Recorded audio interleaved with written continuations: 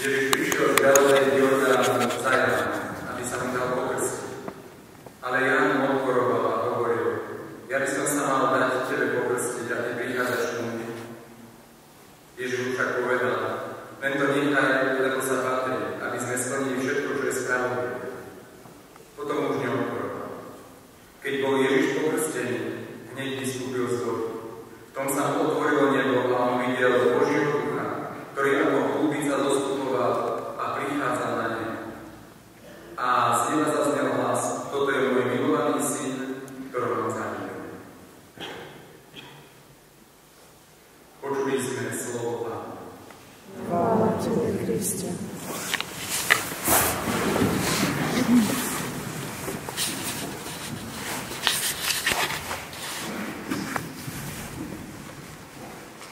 Tak sa chcem spýtať na začiatku, že kedy ste počuli vy tie slova: toto je môj milovaný syn, toto je moja milovaná dcéra, ktorej mám záľubujem.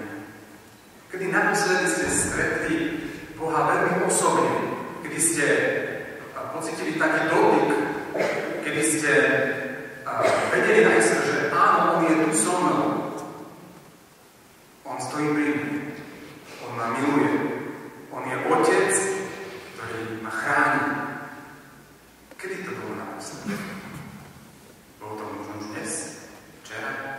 Možno to bolo už dávno. Možno kráčame s Bohom a zabudáme sa skutočne s ním stretávať.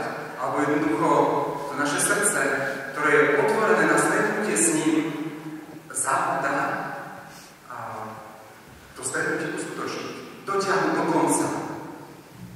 Mnohokrát, ako keby nás Boh práve chcel priniesť v tejto chvíli, zastaviť sa, pozrieť hore, tak ako sa pozrel Ježiš, keď bol pokrstený v Jordáne, a počul ten hlas. Počul Otcov hlas. Počul Otcov uistenie, že je milovaný, že je synom.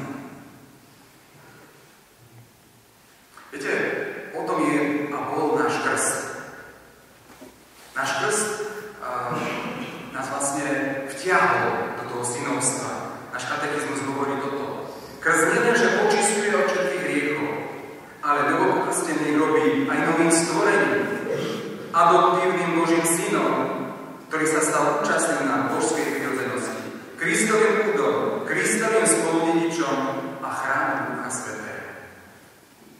Presne, keď sme začali rozprávať o tejto poučke z katechizmu, tak sme mohli hovoriť hodiny a hodiny, čo nám krst prináša do života. Čo vlastne robí s celým človekom, očistuje od všetkých hriechov. Sme nové stvorenie. Sme adoptívne Boží synovia a Božie dcery. Viete, čo to znamená? Žiť ako Božia dcera a Boží syn? To znamená presne urobiť to, čo urobil Ježiš, pozrieť sa hore a počúvať Otcov hlas a odtiaľ nebudeš nič iné počuť. Lenže si milovaný. Že ťa Otec prijíma. Že nech počuješ z tohto sveta a z okolia od svojich bratov a sestier hoci čo iné. Hoci ako iné klamstvo o tebe, tak pravda je len jedna, že si milovaný. Že si Boží. To mám napísané. Stali sme sa účastní na Božej prirodzenosti. Stali sme sa Kristovými spoludedičmi. Teda to všetko, čo Ježiš dostáva od Otca, sa dostáva aj nám. A napokon stávame sa chrámom Ducha Svätého. Áno, Pán je stále s nami, lebo sme chrámom Ducha Svätého. On naozaj chce, aby sme sa my stali takým miestom stretnutia. Prorok Izaiáš hovorí o dome modlitby. Lebo keď sa máme stať chrámom, ktorý naplní Duch Svätý, tak v tom chráme sa komunikuje, v tom chráme sa počúva. A viete, mnohokrát my práve akoby počujeme všetko možné, len nie práve ten hlas, ktorý nás oslobodzuje a znova uvádza do toho úžasného momentu krstu, kedy sme očistení od hriechov, kedy sme oslobodení od hriechov a kedy môžeme prežívať lásku Otca. Tak Takže ešte raz, kedy ste naposledy zažili tento okamih? Kedy to bolo? Vy ste zažili dotyk Božieho ducha. Kedy ste vedeli, že áno, teraz je to on. Teraz on hovorí. Kedy to bolo? A myslím si, že aj preto sme tu, aj preto budeme hovoriť o téme Ducha Svätého v našom živote. O tom, ako Duch Svätý nás má nielen naplňať, ale máme sa nechať ním aj viesť, pretože mnohokrát práve na to zakladáme. Počúvať Boha v našom živote. Zažívať ten dotyk, počúvať jeho hlas a nechať sa ním viesť. A preto, aby sme sa mohli znova akoby s Ježišom ponoriť do tej drsnej vody, tak potrebujeme si očistiť najskôr mysle. Lebo viete, najväčšie ľudstvo je v mysli. Tam to všetko prehrávame často. Lebo ak v mysli sa zdáme, ak v mysli uveríme a príjmame nie ten Boží hlas, ktorý hovorí, že sme milovaní, ale hlas, ktorý hovorí, že si nemožný, alebo že si slabý, že si hriešný, že to nedáš, že to nedokážeš, že si ubohý, že si nie syn, ale sirota, že si otrok. Pokiaľ my budeme veriť tejto pravde, pokiaľ my budeme v živote príjmať túto lož, tak budeme žiť v tme.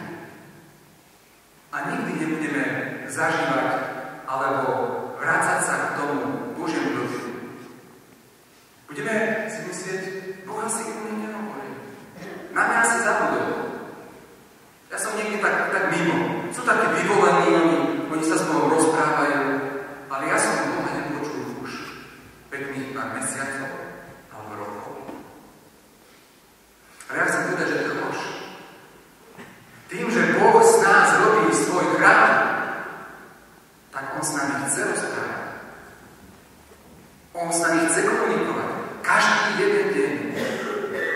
On s nami chce viesť dialog. Pretože je to vzťah. Chce s nami mať vzťah. A bez toho, aby s nami rozprával, aby s nami komunikoval, aby sme ho počúvali, tak bez toho sa stane. Takže čo nám bráni, alebo kde máme problém? Je problém v našom živote, že sme sa s Bohom rozprávali niekedy veľmi dávno, alebo bol to len monológ našich prozieb a žiadostí. Ale skutočnému stretnutiu v tom stavu stretnutia nedošlo. Veľmi tak v poslednej dobe vnímam, že ono je to celkom aj ľahké povedať, že kde je problém. Skončili sa Vianoce, končia sa práve dnešným sviatkom. Cez tie Vianoce to mnohokrát je a nie o tom dieťaťi, ktoré je v jasliach, ale o tom všetkom okolo. O tých trbiedkách, tých darčekoch. Ale je krásne sa oddajú. To je v poriadku.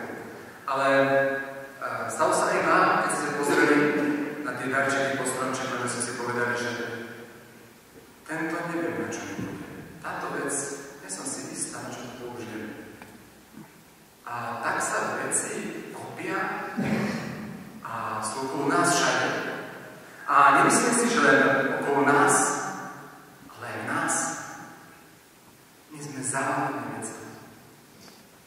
My sme zavalení materiálmi. My sme zavalení nielen darmi, ale vecami, ktoré nikdy nebudeme potrebovať.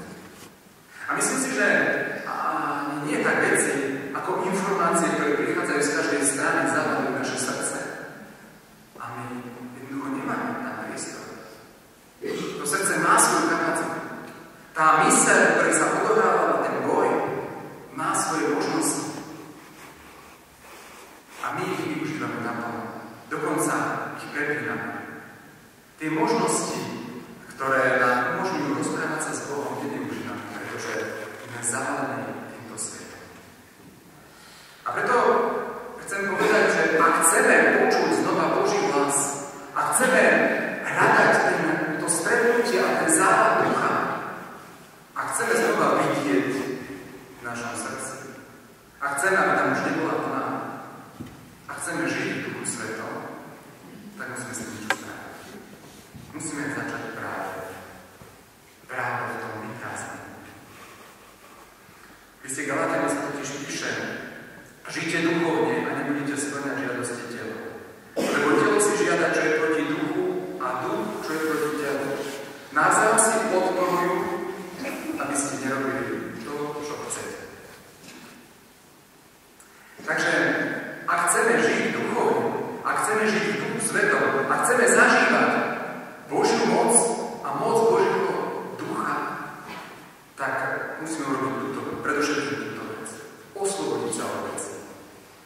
Život v jednoduchosti a skromnosti, alebo život v chudobe, ako to Ježiš nazval, nie je život, ktorý on propagoval len tak, že si povedal, že chudoba je lepšia. Ona je fakt lepšia. Jednoduchosť a skromnosť je o mnoho lepší životný štýl, ako sme si zvolili my. Mnoho z tých vecí v našom živote, tá preplácanosť s všetkými tými informáciami, tá technika, ktorú používame a o ktorej si myslíme, že nám zľahčuje život, robí presne opak. Zahlcuje nás. Pohlcuje našu dušu. Prináša tam takú hnu, potom takú tmu. Ale ja chcem vám povedať, že sú možnosti a prostriedky, ktoré nám ukazuje Boh veľmi krásne, ktoré bežný kresťan využíva, alebo je pozvaný využívať, aby žil každý deň, aby sa postil, aby sa modlil, aby sa s ním stal štedrý človek, teda rozdával almužnu. Áno, sú to také prostriedky, o ktorých povieme, že jasne tie poznáme, ale aj vieme, čo znamenajú. Čo znamená taký pôst. Viete, myslím si, že pôst práve v tejto dobe je veľmi aktuálny. Je po Vianoci, ak nám nezaškodí. Ale ten pravý pôst, to nie je len moje dobe. Že si teraz povieme, že a teraz si dám nejaký takú hladovku, alebo trošku sa zriedím toho jedla, alebo cez Vianoci toho bolo veľa. To nie je pôst. To nie je. Viete, to robia aj ľudia, ktorí nemajú ani úzka diety. Štiepu líniu držia, ročné diety. Pôst bol vždy spojený s čítaním Božieho slova. Pôst bol vždy spojený s tým, že keď sa človek niečoho zriekal, tak niečo do ňom prichádzalo. A pôst nás práve toto chce učiť, že nie len z chleba žije človek, ale z každého slova, ktoré vychádza z Božej ústy. Viete, keď sa postíme, alebo keď sa zriekame, tak Boh nás pomiluje poriadok. Obracia nás k sebe a dáva nám silu zvíťaziť nad zlom, silu zvíťaziť nad pokušením, silu odháliť klamstvo, ktoré mnohokrát hovorí, že si nemôže. Pôst od jedla je bežný kresťanský pôst, ale nestačí. Pôst od jedla je totiž pôst prípravy. Predovšetkým nás má pripraviť na ten najdôležitejší pôst, a to je pôst od sveta. Toho sme plní. A preto nepočujeme Boží hlas. Tento svet nás zavalil a preto sa cítime prázdni, lebo tento svet nám nedá to, o čom slúži naše srdce. Samozrejme, ten prvý pôst od jedla potrebujeme, aby sme vnímali, čo nám ponúka tento svet a vedome sa tam zriedli. Aby sme sa neprispôsobovali mentalite súčasnej konzumnej spoločnosti. To je veľký problém. My si to neuvedomíme, ale je to obrovský problém. Náš poslovný, kňazov, reholníkov, ale ľudí, ktorí jednoducho žijú v tomto svete a hľadajú Boha a nemôžu ho nájsť. Je to problém mladých ľudí. Učím už 20 rokov a vidím, že je to čoraz väčší problém. Ľudia sú pohotení, zavalení. Samozrejme, keď sa rozhodnem, že sa očistím, aby som počul Boží hlas a poviem si, zrieknem sa nejakého jedla, je to v poriadku. Ale nepomôže ti to, keď k tomu nepridáš aj to, že sa zriekneš televízie, internet, všetko tých SMS a všetko, čo ťa vyrušuje v každú chvíľu, čo ti nedá chvíľu pokoj, čo ti nedá spočinúť Božom. Viete, to robí v našom modlitebnom projekte. Samozrejme, ak sa človek nevie zrieknúť jednoduchého jedla, nedokáže sa zrieknúť ani televízie, ani internetu. Ak sa človek nedokáže zrieknúť televízie ani internetu, nedokáže sa zrieknúť tohto sveta. Ak sa človek nedokáže zrieknúť tohto sveta, nedokáže sa zrieknúť toho, čo sa má najmä mysleť. Až potom, keď to správame, až potom môžeme volať na Ducha Svätého. Až potom si môžeme tak vojsť do tej komory srdca a hovoriť s ním. Áno, máme si akoby znova tak zvyknúť na takú svietnosť života. Tento svet nás ťahá úplne iným smerom. Keď budeme žiť stále s týmto svetom, čoraz viac budeme hluchí. Čoraz viac budeme vyprázdnení, aj keď tých vecí budeme mať viac a viac okolo seba a okolo seba. Dnešná spoločnosť, v ktorej žijeme, umiera na tú preplnenosť vecami, z ktorej planie odsudzenie vo vzťahu k Bohu, k ľuďom, strata zmyslu života a beznádej. Z toho je beznádej. Viete, keď príjete do nejakých takých krajín, kde je taká bieda alebo tých tretích krajín, tak tam zistíte, že tí ľudia, keď sa na vás obrátia, tak majú taký iný záujem o vás. Sú veľmi srdeční, pohostinní, pozú vás je stôl, aj keď nemajú vám čo veľa ponúknuť, ale oni stále žijú vzťahy. Oni sa nezachádzajú vecami. Oni stále žijú vzťahy. Vzťahy medzi sebou a vzťahy s Bohom. My sme si zvolili pre tých, ktorí zjednodušuje život a súčasne ho veľmi komplikuje. Preto je potrebné, aby sme znova prosili Pána o takú jednoduchosť života. Aj pohodlivú. Preto je potrebné, aby sme sa rozhodli vyprázdniť, aby on nás mohol ešte viac naplniť. Samozrejme, toto všetko sa môže uskutočňovať vtedy, keď tomuto zrieknutiu sa sveta a napokon samého seba pridáme tú túžbu po stretnutí s Bohom. Lebo pokiaľ sa vyprázdnime, je to všetko v poriadku. Pokiaľ všetko odovzdáme Bohu, je to všetko v poriadku. Ale vtedy nastupuje ten čas, kedy sa máme modliť. Kedy máme volať Bohu, aby nás naplnil. Znova a znova, viac a viac. My máme Jeho ducha, on nám ho dal pricestovať. Ale on chce žiť. Duch Svätý žije zo vzťahu s nami. Tak ako my žijeme zo vzťahu s ním. A vtedy ožíva, ak s ním komunikujeme. Preto sa musíme znova naučiť modliť. Učeníci prosili Ježiša, aby ich naučil modliť sa. Naučili modliť Otče náš. A modlili sa vždy dobre vtedy, keď sa pozerajú na Ježiša. My ju môžeme tiež mnohokrát odrecitovať bez toho, aby sme sa ňou pozreli. A to nie je modlitba. On ich učil modlitbu Otče náš a ich oči sa pozerajú na neho. A to je modlitba. Keď sa pozeráme na nášho Boha, keď k ňom rozprávame. Modlitba Otče náš nás má naspäť viesť do vzťahu. Tá modlitba je krásna modlitba. Ale táto modlitba má predsa len pripraviť ešte človeka na niečo hlbšie. Nie len rozprávať, ale aj počúvať. Teda ak modlitbe prejdeme do tej fázy, kedy už všetko nejakým spôsobom vypovedáme Bohu, tak až vtedy príde k tomu stretnutiu. Až vtedy. Žiadnokrát robíme jednu zásadnú chybu. Bohu hovoríme o svojich problémoch. Odozdávame z tomu svojich drahých. Prosíme, aj ďakujeme, aj chválime. To je všetko povedať. Ale toto všetko v tej modlitbe ťa má pripraviť na jednu dôležitú vec. Na to, keď sa s ním stretneš vo svojom srdci, zavieš za sebou dvere a počúvaš, čo ti hovorí. Až vtedy vlastne dochádza k tomu stretnutiu. až vtedy ty žiješ z ducha a žiješ z Boha. Počúvaš ho, hľadaš jeho vôľu a uskutočníš ho vo svojom živote. Takže nedajte sa odradiť. Nedajte sa zastaviť v tej modlitbe. A keď všetko Bohu vypoviete, keď mu rozprávate o svojich ťažkostiach a radostiach, on to má rád, lebo on sa rád zdieľa. Tak neprestaňte, vtedy neprestaňte. Vtedy to začne byť dobré. Vtedy to začne byť dobré.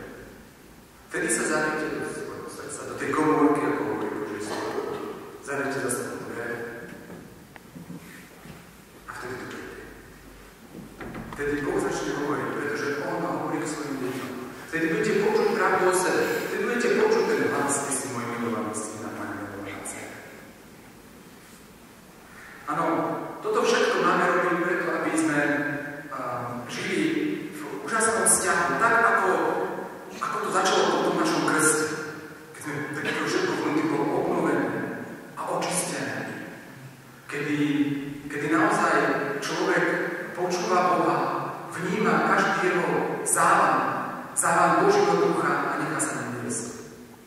Vtedy môžeme pristúpiť aj jeden k druhému a neublížiť si. Vtedy môžeme sa navzájom pozbudzovať a budovať vzťah. Vtedy to môžeme robiť. Viete, človek má budovať vzťahy a takým odrazom toho, či tie vzťahy budujeme v Božom duchu, je práve pohľad na človeka v núdzi. Preto ešte na záver spomeniem tú malú ženu. Pretože mnohokrát nerozumieme, prečo nás Boh volá do štedrosti. Viete, keď človek nevie, čo má urobiť s chudobným človekom, ktorého stretne, tak to niečo vypočítáva do vzťahu. Vzťahu so všetkým. A Pápež František napísal: nemám dôveru veľmožne, ktorá nič nestojí alebo nebude. Keď dáme tomu chudákovi 50 centov, stojí nás to niečo. Zabolí nás niečo, tiež nič. Spomeňme si na príbeh vdovy, ktorá hľadala do sána do kúpanice v Petrovej Nemnice. Učeníci nemali Ježišov pohľad a oni si všímali všetkých ostatných a hovorili: dávali mnoho, dávali veľa. Ale Ježiš si pozeral na ňu a všimol si práve túto ženu, ktorá dala všetko, celé svoje život. Ako nás upozorňuje, že totiž nejde pri tom dávaní a vychádzaní zo seba ani tak o veľkostách, ako o ten vnútorný postoj. Musíme sa učiť od Ježiša, ktorý sa stal podobným pre nás. On sa nezriekol len niečoho. On dal všetko. A neznižil sa k nám spôsobom, ktorý by nás pokoril. Neprišiel ako kráľ, aby ste poddaní, ale práve preto, aby nás povýšil. A preto potrebujeme obrátiť druhým. Preto potrebujeme sa stať štedrým, nezávislým na veciach, ktoré máme. Lebo mnohokrát tých ľudí, ktorým hážeme 50 centov, ponižujeme svojim pohľadom. Pre takého človeka mnohokrát je dôležitejšie, že sa mu prihovoríš, porozprávaš, možno sa dozvieš svojho postupu. Väčšina z nás nevie, aký postoj nám zaujať takýmto ľuďom. Samozrejme, nie každý z nás poslaní, aby sme zaujali bezdomovcov. Ale ak nás nutní ľudia obťažujú, potrebujeme obrátenie. Potrebujeme obrátenie človeka k človeku. Takže, Duchu Svätý, chceme, aby si pôsobil v našom živote. Aby to nebolo len tá chvíľa krstu, kedy nás naplní, ale veľmi túžime, všetci túžime na ten Boží duch v náš život. Aby nás viedol, aby sme videli, že Boh je naozaj s nami. Otec nám to chce dokázať každý jeden deň. A my mu to umožníme vtedy, keď mu dáme priestor. keď zabudneme na seba,